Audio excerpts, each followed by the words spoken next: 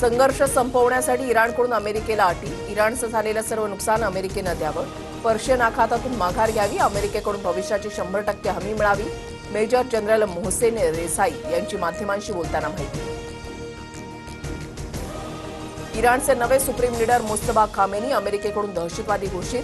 खामेनीसह 10 इराणी नेत्यांची माहिती देणाऱ्याला अमेरिका 92,54,00,000चं बक्षीस देणार. होर्मुझमधून जायचं असेल तर चीनी चलनामध्ये पेमेंट करा. इराणच्या वरिष्ठ अधिकाऱ्याची एका वृत्तसंस्थेला माहिती. चीननं अमेरिकन डॉलरच्या वर्चस्वाला आव्हान देत नव्या व्यापार युद्धाला तोंड फोडलं.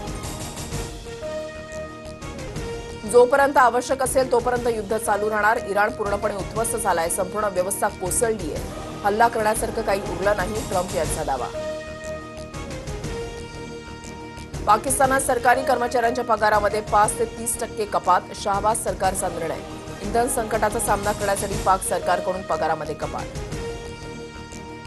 राज्य सरकारकडून गॅस वितरणासाठी नवी नियमावली जाहीर. शाळा, आश्रमशाळा आणि अंगणवाड्यांना 100% पुरवठा करण्याचे आदेश.